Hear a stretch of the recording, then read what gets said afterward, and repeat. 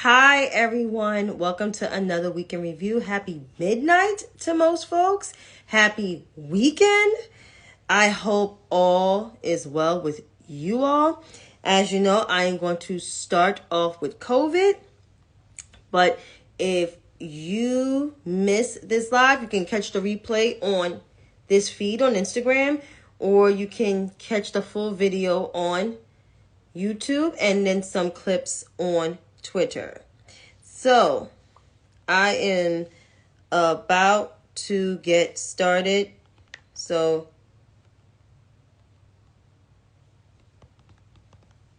here it is with COVID-19.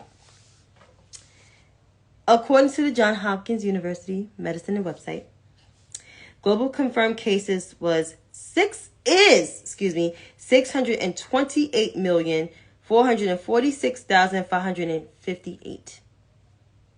The global death toll is at 6,581,412. U.S. confirmed cases, because we are leading in this, great way to lead. We are at 97,268,184. And the U.S. death toll is 1,068,299. So I'm going to repeat these numbers again.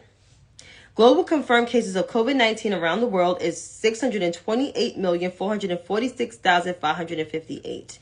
The global death toll is 6,581,412. U.S. confirmed cases is 97,268,184. And the U.S. death toll is 1,068,299. That's a lot. That's a lot of, yep. Thank you so much, Enrique. I appreciate it. I hope everything is well in the Windy City. And as of vaccination doses, 721,528 Americans receive a vaccination dose as of yesterday. Overall, 226.6 million Americans are vaccinated. So that is 70% of the population, which 70% of the population was the president's goal back in July of 2021. But unfortunately, it took us to November of 2022 to get to his goal. That is sad. So with being only 4.2% of the world's population, we have the most cases on the globe, which is 25% of all of these cases. That's bad. So I'm saying all of the stats, like I always repeat it, because it's like, it shouldn't take us this long to get to the president's goal. The president clearly said he wanted everyone vaccinated, was trying to get everybody vaccinated at least by July 4th of 2021. But some people were listening to misinformation. There was also misinformation spread on social media and just in these little activist groups against vaccinations. And those same people that spread misinformation about the vaccines, some of them died because they were just stupid. So I'm here to say this and be honest and open about this conversation. And you don't have to listen to me, but I think you should take somewhat of this advice, or you should take this advice in general. We're not going to get out of this pandemic until everybody takes responsibility. That means wearing a mask, getting vaccinated, and keeping your distance. You don't have to spread all the way wide, but just be conscientious of where your surroundings is, because this virus is still affecting people. This pandemic has not left the building. It's still here. So whoever told you that COVID was over, that's a damn lie. Because there's a lot of people in my inner circle that caught this virus. And the after effects of it, some people are still suffering from respiratory issues. Some people have asthma now. There's some people that just have a shortness of breath and can't really eat their food. Some people lost their hair. So this long COVID stuff is real. So you can listen to all of these holistic doctors with these holistic methods. You will find out what COVID is like, because that shit ain't fun.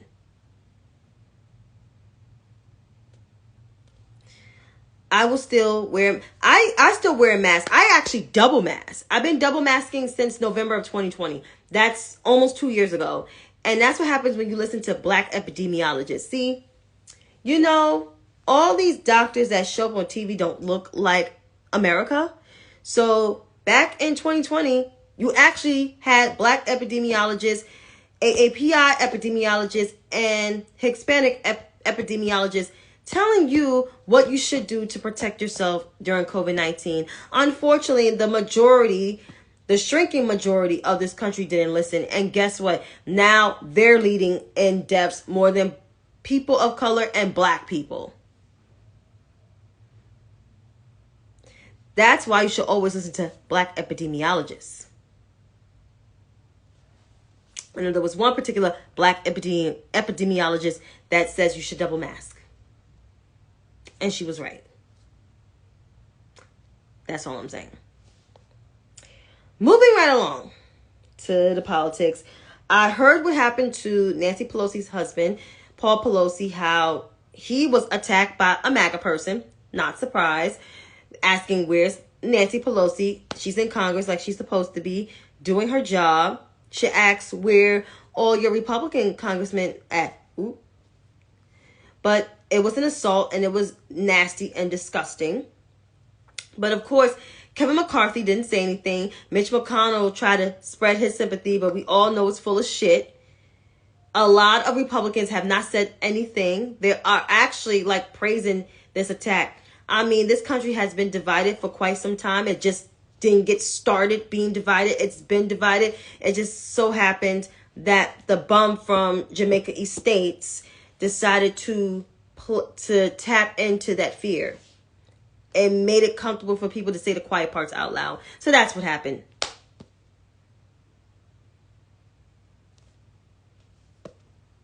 That's exactly what happened. So I'm here to say this, and I'm going to be open and honest. Why I don't have sympathy for Republicans, not just only MAGA Republicans, but never Trumpers, because they are the reason why we're dealing with the issues that we're dealing with today. Why we still have to deal with the issues of race and inequality in this country.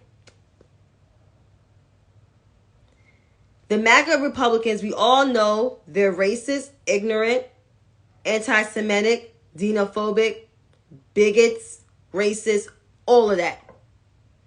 But it's the quote-unquote never Trumpers who supported policies that hurt black and brown people in this country. They all praise Ronald Reagan, George Bush, Dan Quayle, all of those Republicans, even Eisenhower, Nixon and Ford. They praised, well, not really Nixon, but Ford. All those Republicans, Rockefeller, they praised them all. And all of those folks did not help black people achieve anything. Not even by the slither. So I have no goddamn sympathy, as I said, for the Republican Party in general. No matter what fraction of the party, I don't have no sympathy, because they are the reason why we're dealing with the shit that we're dealing with. And don't at me. Oh, evangelicals are full of shit too. Yeah, they are an abomination of Christians. Jesus Christ was here, he probably would have slapped the shit out of them with his dirty garment. Like I said, Jesus wasn't, like this stellar star. He was just your average guy who was trying to heal the sick and raise the dead. He knows all about our troubles. There's not the lonely friend like Jesus, no, not one. You got the song?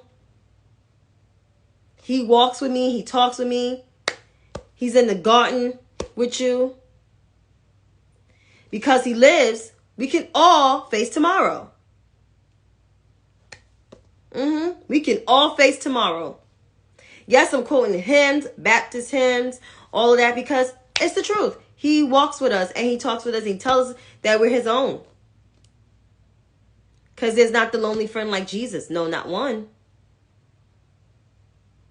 So these evangelicals, they're not touting God's word, and they're not one of his disciples, and they will never be. Yes, I said that. Don't at me. Now with these midterms. So, there's a lot of key races. There's Pennsylvania, there's Wisconsin, there's North Carolina, there's Florida. And then there's seats to defend, such as Georgia, Arizona, New Hampshire, and Nevada. We're going to pick up seats in the Senate. That's a guaranteed fact. People are skeptical about the House. I'm not. After today, with Paul Pelosi, and the fact that Kevin McCarthy didn't say anything, and to be honest, the Republicans in the House don't really mess with Kevin McCarthy like that. Yeah, they're not getting that House. Nobody wants a Marjorie Taylor Greene or a Jim Jordan or a Matt Gaetz or Lauren Boebert or Louis Gohmert to be their House Speaker. No, not happening. The Republican Party, you want to talk about party disarray, that party is in a disarray versus the Democratic Party. We may disagree on how we, present policies and the approach, but we all care about the American people. Believe it or not, we do. Versus the Republican Party, yeah, they vote on one accord, but they secretly hate each other. They try to fight each other for power. At least we try not to do that. We have fair primaries, and if that person don't win, then yeah. Oh, Gohmert's out. Wow. But just to sum this up, the Republican Party is in a disarray. They're the party that has all the issues. They're the party that keeps fighting in public. They're the party that don't like their speaker, their leader. Everybody talking about the Democratic Party don't really care for Nancy Pelosi, but they will vote for Nancy Pelosi for speaker versus Kevin McCarthy.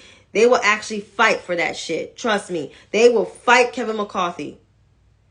And they speak ill and nasty about Kevin McCarthy.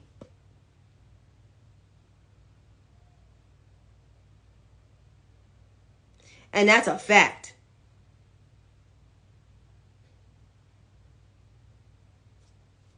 True story. Oh, snap. So Texas rejected him too? Or Alabama, or Mississippi, wherever he from? He from one of them Delta states, them back states.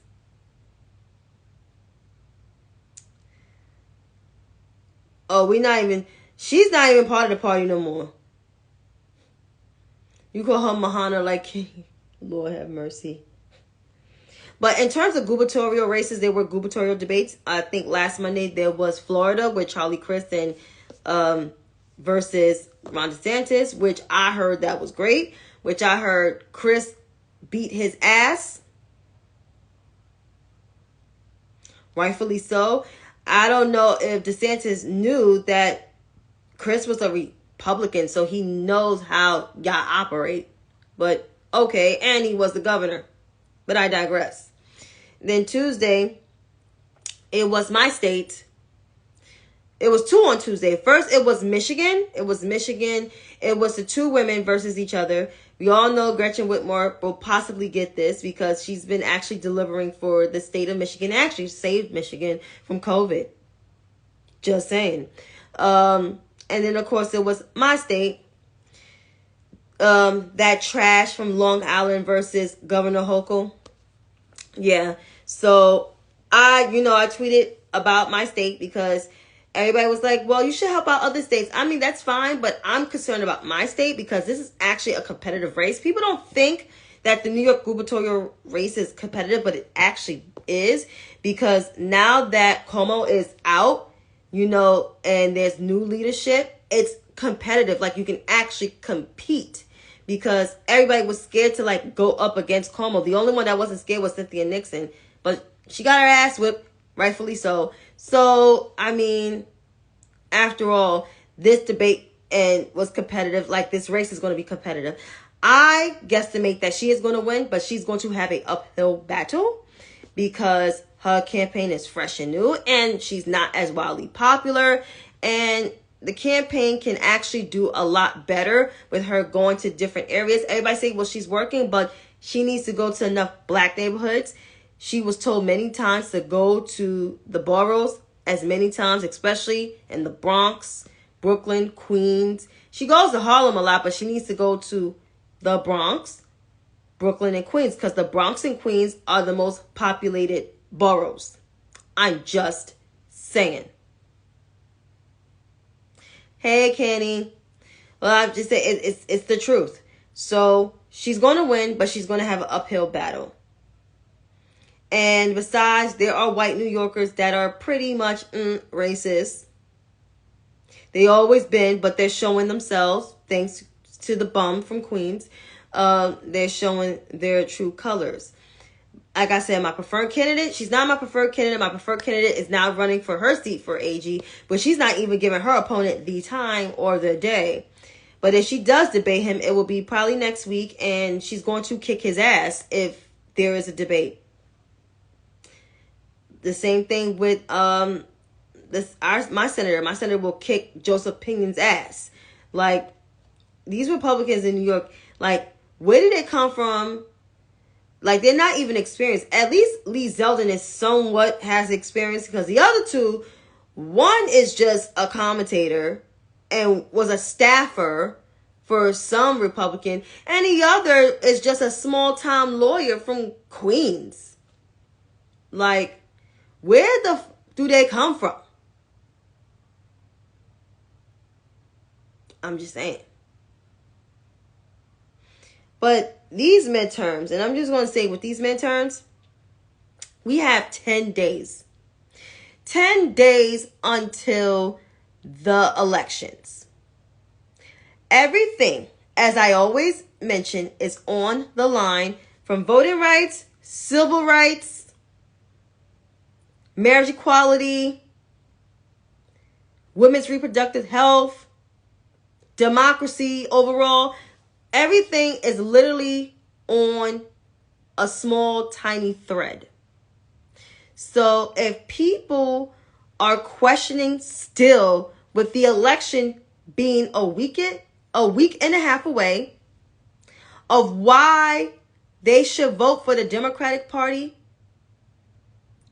I think you need to have all the motherfucking seats in the world. You should be ashamed of your motherfucking selves. The Republican Party already told you when they get in, they're not going to cancel your student loans. They're not going to give you more money to live on if you need food stamps. They're not going to help you because they don't care.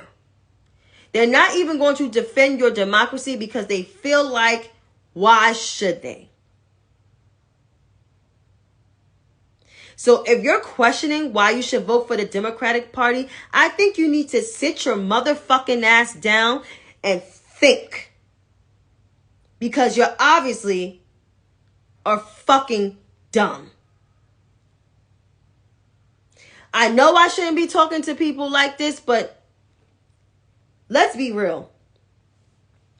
With this election being in 10 days, with voting rights being on the ballot, women's health on the ballot, their right to choose, our right to choose, because I'm a woman, with civil rights on the ballot, that includes you being a person of color, being black, marrying who you want to marry, and democracy being in limbo. I mean,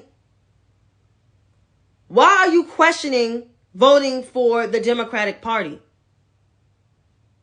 If anybody that's helping to save this democracy is the Democratic Party. Is everything perfect? No, nothing's not going to be perfect. But if you continuously vote and stay engaged, Shit will happen. That's why there's elections every year. The presidency is not the only election. There's federal houses, that includes the House of Representatives, the Senate, state legislators, and local legislators. I don't understand how you're questioning voting for the Democratic Party. Why are you questioning it? Why? The Republican Party already said they're not going to defend our democracy overall. Stop listening to the naysayers. And speaking of the naysayers, I got something for the high tips out there. I got something for Tyreek, Harpo, Tinslin. She wants to ride with them fucking ashies all of a sudden. Y'all don't know nothing about our three branches of government. Not a goddamn thing. Because if you knew something, you wouldn't have been running your motherfucking mouths all over this app and on television and on your weak ass podcasts. Y'all wouldn't have been running your motherfucking mouths. And that's the fact. I'm going to need for y'all to put all that smoke and energy to the Republican Party. And let's be real, half of y'all motherfuckers are low-key libertarians and Republicans and conservatives. Y'all not Democrats and y'all not independents. At least independents, I have more respect for them because they actually will be moderate and vote for Democrats versus y'all bums. And to Tyreek especially, this is for you. I'm going to need for you to pick up a book and read it. Read some damn books per my sis, Dr. C. Because your ass is stupid. And along with Harpo. Harpo needs to dress better. Stop dressing like he's from Get Out or like a minstrel show. And actually run an effective campaign. Oops, you can't do that because you're ignorant as hell. And it's so sad because you used to teach the babies. I know you wouldn't be teaching, if I had a child, you wouldn't be teaching my child because you stupid. For real, for real.